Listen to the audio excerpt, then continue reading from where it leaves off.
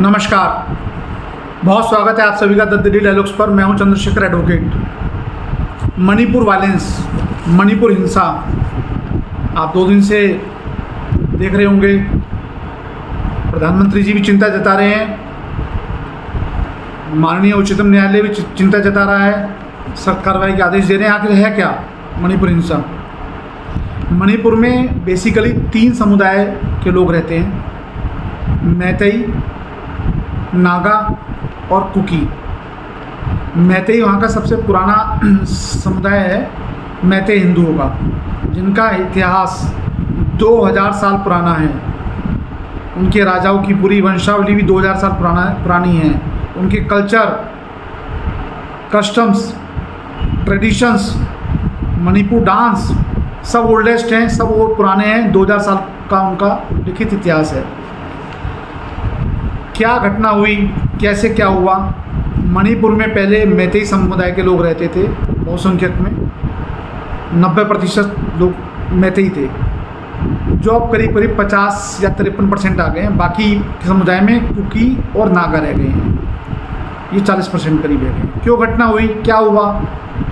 27-28 अप्रैल को जब पहले सभी लोग, ये वहाँ आदिवासी समुदाय था, पर 1949 को मैतेई समुदाय का आदिवासी दर्जा छीन लिया गया। तो उसकी ये मांग कर रहे थे, तो सरकार ने निर्णय लिया कि इनको भी आदिवासी दर्जा दिया जाए।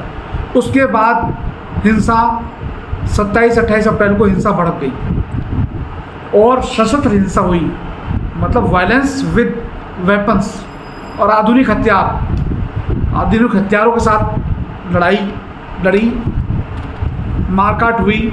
मैतेई हिंदुओं को मारा गया, उनकी दुकानें, घर जला दिए गए, उनकी बहन बेटियों की इज्जत लूटी गई, गैंगरेप किया गया, बलात्कार किया गया और उनको मार मार के भगा दिया गया। पलायन पे मजबूर हो गए। लगभग 50,000 से ऊपर लोग पलायन पे मजबूर हैं और 150 सरकारी आंकड़ा कहता है 142 करीब लोग इसमें मारे भी गए हैं इस घटना में। मूल वजह है कि आदिवासी दर्जा देना, एसटी का दर्जा देना। अब जब हिंसा हुई तब इस पर कोई नहीं बोला। अप्रैल 27-28 अप्रैल से हिंसा शुरू है। अप्रैल में कोई नहीं बोला, मई में कोई नहीं बोला, जून में कोई नहीं बोला और जुलाई में 20 जुलाई तक, जब तक वो वीडियो वायरल नहीं हुआ, वीडियो नहीं आया 2 बहन बेटी के साथ जो बलात्कार किया गया, उसका वीडियो वायरल होने के बाद नेता, अभिनेता, पत्रकार, बुद्धिजीवी, कलमकार, समाजसेवी, एनजीओ और प्रोग्रेसिव रिपोर्टर्स सब बोलने लगे। उससे पहले सब सोए हुए थे। जब मैतेई हिंदुओं का घर, दुकान, जमीन जायदाद, खेत खलिहान लूटा जा रहा था, उनको मारा जा रहा था, ऐसी तस्वीरें आई हैं कि हाथ अलग सिर अलग, इस तरीके से विचलित करने देने वाली तस्वीरें आई हैं। तब कोई नहीं बोला, तब किसी ने स्वतः संज्ञान नहीं लिया, तब किसी का मुंह नहीं खुला कि ये हिंसा क्यों हो रही है, इस पे काबू क्यों नहीं पाया जा रहा। परंतु अब मांग उठ रही है कि जो पकड़े गए हैं रेपिस्ट, उनको फांसी दो। मैं कह रहा हूँ बिल्कुल फांसी दो, उनको फांसी देनी जरूरी है, फांसी दी जाए। पर सभी के साथ ऐसा होना चाहिए, केवल उन्हीं के साथ नहीं। और क्या केवल उन 2 जने 4 जनों को फांसी देने से जो मणिपुर की मूल समस्या है उसका समाधान हो जाएगा? नहीं होगा। मूल समस्या ये है, कुकी समुदाय वहाँ पर अलगाववाद के जरिए सशस्त्र आंदोलन, एक तरीके सशस्त्र वार छेड़े हुए हैं। अत्याधुनिक उनके पास हथियार हैं, AK-47 से लेके AK-56 से लेके और अत्याधुनिक जिनके हम नाम भी नहीं जानते हैं, वो हथियारों से वहाँ पे धर्मांतरण करा रहे हैं और हिंसा को इतना बड़ा रूप देने में उनका बहुत महत्वपूर्ण योगदान है। वहाँ की मुख्य जो समस्याओं की वजह क्या है, मतलब समस्या की वजह क्या है, मुख्य कारण क्या है, रूट कॉज क्या है? पहला है वहाँ अफीम की खेती होती है, दूसरा है वहाँ घुसपैठ से लोग आ रहे हैं, म्यांमार से 52,000 लोग, करीब करीब मोटा मोटी 52,000 लोग नॉर्थ ईस्ट के रीजन में आए हुए हैं शरणार्थी के तौर पे। ये तो ऑफिशियल है, और जो अनऑफिशियल है वो कहीं ज़्यादा है। और ऑफिशियल आंकड़ा कहता है 7800 मणिपुर में ही रुके हुए हैं, रोहिंग्या मुसलमान, कुछ बांग्लादेशी भी हैं। ऑफिशियल, अनऑफिशियली कितने होंगे कोई नहीं जानता।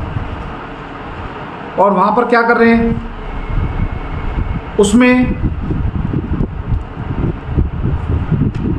उन मैतेई के लिए खतरा बन गए। वहाँ पे वहाँ हिंसा कर रहे हैं, उनके जो संसाधन हैं उनको लूट रहे हैं। वहाँ अफीम की खेती हो रही है, ड्रग माफिया है वहाँ पर, ड्रग पेडलर्स घूम रहे हैं, अफीम की खेती है, और एडवांस वेपन से, असॉल्ट राइफल से वहाँ पे गैंग्स चल रहे हैं। उसके ऊपर कोई एक्शन नहीं लिया जा रहा। जो मूल समस्याएं हैं, अफीम, ड्रग पेडलर घूम रहे हैं, अफीम की खेती हो रही है, घुसपैठियों ने वहाँ पे पकड़ बना ली है, वहाँ पर कब्जा कर रहे हैं, और जो वहाँ के मूल निवासी हैं उनको मार पीट रहे हैं, वहाँ से पलायन करने के मजबूर कर रहे हैं। और तीसरा है, वहाँ पे बड़े लेवल पर क्रिश्चियन मिशनरीज ने वहाँ धर्मांतरण का खेल खेला हुआ है, पूरा स्टेट को हाईजैक किया हुआ है। अब आते हैं, ये तो समस्याएं हो गई। अप्रैल गया, 27-28 अप्रैल से हिंसा चालू है। अप्रैल गया, मई गया, जून गया, जुलाई गया, पिछले 2.5-3 महीने से मणिपुर चल रहा है। तो इसके जो रूट कॉज तो बता दी गई हैं, जो मेन जिस पे लड़ाई हुई वो भी था एसटी का दर्जा देने के लिए उनको सरकार ने फैसला किया, तो उस पर ये सशस्त्र हिंसा फैली गई। शांतिपूर्ण तरीके से आंदोलन करने की बात थी, जो एकदम प्रायोजित तरीके से या अप्रायोजित तरीके से वो सशस्त्र हिंसा में बदल गया। लोगों को मारा गया, काटा गया, बलात्कार किए गए, गैंग रेप किया गया। तो अब इस समस्या का हल क्या है? सरकार उन लोगों के खिलाफ धर्मांतरण जो करा रहे हैं उनके खिलाफ NSA, UAPA लगाकर क्यों नहीं भाई आजीवन कारावास, फांसी का इंतजाम करती, कानून क्यों नहीं बनाती, क्यों नहीं भेजती उनको जेल में? जो घुसपैठ करके लोग आ रहे हैं, वहाँ पे अवैध रूप से रह रहे हैं, उनको क्यों नहीं UAPA, NSA लगा के आजीवन कारावास का उनका बंदोबस्त करे, फांसी की सजा दे या उनको डिपोर्ट करे? धर्मांतरण और ड्रग पैडलर्स के खिलाफ जो पकड़े जाते हैं, जैसे उत्तर प्रदेश में और मध्य प्रदेश में बुलडोजरों से उनकी संपत्ति को नेस्तनाबूद किया जा रहा है, क्यों नहीं किया जा रहा? वहाँ पर ड्रग स्मगलर्स जो हैं, ड्रग की जो खेती हो रही है, उसके लिए स्पेशल कानून क्यों नहीं बनाया जा रहा? भाई बेहतर लॉ इन्फोर्समेंट होगा, लॉ बनेगा तभी किसी समस्या का हल होगा। केवल लच्छेदार बातें करने से, नेताओं की, पत्रकारों की बातें करने से या बुद्धिजीवियों की बातें करने से, बंद कमरे में चर्चा करने से या 100-200 लोगों की मीटिंगों में जाके बुद्धिजीवी अपना भाषण देते हैं उसको करने से क्या हिंसा रुक जाएगी क्या वहाँ पर? क्या समस्या खत्म हो जाएगी क्या वहाँ पर? बिल्कुल नहीं होगी। जब तक उसके रूट कॉज जो है उसको ख़त्म करने के लिए व्यापक तरीके से, व्यापक तौर पर कड़े कानूनों का इन्फोर्समेंट नहीं होगा, कड़े कानून लॉ का इन्फोर्समेंट नहीं होगा।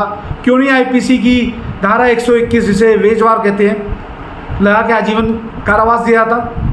वेजवार कहते हैं देश के प्रति युद्ध छेड़ना, सशस्त्र विद्रोह करना, आम जिसे कहना चाहिए म्यूटनी करना, वेज वॉर, गवर्नमेंट के खिलाफ, सरकार के खिलाफ सशस्त्र आंदोलन करना वेज वॉर है। क्यों नहीं भाई सरकारें एक्शन ले रही? उस पर कोई नहीं बोला। मैं कह रहा हूँ जिन्होंने बलात्कार किया बहुत गलत करा है, उनको जो सख्त सजा है, फांसी है, आजीवन कारावास है, या उनको फांसी जो भी दी जाए, पर सभी को दी जाए। जिन्होंने नृशंस हत्याएं की हैं उनको भी दी जाए। ड्रग पेडलर और जो कुकीज़ वहाँ पे जो लोग मार रहे हैं, कुकीज़ों ने मारा है, उनको भी सख्त कार्रवाई की जाए उनके खिलाफ भी। वो तभी हो पाएगी जब अच्छे कानून होंगे, लॉ इन्फोर्समेंट अच्छा होगा, और जो मौजूदा कानून है उसका भी लॉ इन्फोर्समेंट सख्ती से किया जाए। जुडिशल रिफॉर्म्स हो, पुलिस रिफॉर्म्स हो, और जो करप्शन है, करप्शन को ख़त्म करना होगा। अब कहेंगे करप्शन कहाँ से आ गया इसमें? भाई करप्शन ऐसे आ गया कि बांग्लादेश से म्यांमार नॉर्थ ईस्ट का करीब करीब 1500 किलोमीटर का एरिया लगता है, बॉर्डर सीमांत एरिया है हमारा। वहाँ 2000 रुपये दे के एक बंदे की एंट्री होती है घुसपैठी की। वो 2000 रुपये दे के आधार बनाता है, 2000 या 3000 रुपये दे के लाइसेंस बनवाता है, 1000 रुपये में पैन बनवाता है, 2000 में वोटर कार्ड बनवाता है, 10,000 रुपये में पासपोर्ट बनवाता है। हो गया नागरिक यहाँ का, सारे दस्तावेज उसके पास पूरे हो गए। और करप्शन ही 2000, 10,000, 5,000, 3,000, 4,000 कौन ले रहे हैं? ये तो यहीं के लोग ले रहे हैं ना। उनके खिलाफ भी आजीवन कारावास का कानून होना चाहिए, करप्शन के खिलाफ भी। हमारे नेता बड़ी लच्छेदार बातें करते हैं, उनकी बातें बड़ी सारगर्भित लगती हैं, प्रलोभित करती हैं, बड़ी ज्ञान की बातें होती हैं। पर क्या वो रूट कॉज ख़त्म करने के लिए कानून बनाते हैं अच्छे? बिल्कुल कानून अच्छे नहीं बनाते। और जो कानून है भी, उनका भी लॉ इन्फोर्समेंट अच्छा नहीं है, लॉ इन्फोर्समेंट होने नहीं देते। कभी आपने देखा चाइना में इस तरह की आगजनी हिंसा, जातीय हिंसा ऐसी हुई हो? सिंगापुर में हुई हो और इवन अमेरिका में हुई हो। चाइना का तो जो राष्ट्रपति हैं शी जिनपिंग, वो तो कोई लच्छेदार बात नहीं करते, कोई लंबी चौड़ी बात नहीं करते, पर क्या कानून बड़े उनके सख्त हैं। तो ऐसा मामला आता है करप्शन का, धर्मांतरण का, वहाँ तो धर्मांतरण नहीं है, वहाँ तो घुसपैठ नहीं है। म्यांमार से लोग यहाँ पे आ गए, चाइना वहाँ से 20 किलोमीटर था, वहाँ नहीं गए। क्यों नहीं गए? आप देखिए क्यों नहीं गए? क्योंकि लॉ वहाँ का बड़ा सख्त है। उन्हें पता है मार देंगे, वहाँ पे शूट एट साइट कर देंगे। तो मुख्य समस्या जो हिंसा की है, किसी को 2, 4, 10 लोगों को फांसी देने से कुछ नहीं होने वाला। लॉ इन्फोर्समेंट अच्छा होगा, धर्मांतरण रुकेगा। कुकीज़ की जो NGOs चल रही हैं, असॉल्ट वेपन्स के साथ जो वो हमला कर रहे हैं, उनको पकड़ के उनकी संपत्ति कुर्क करनी पड़ेगी। जो उनके पास फंडिंग आ रही है, उनका नार्को पॉलीग्राफ ब्रेन मैपिंग करा के वो फंडिंग रोकनी पड़ेगी।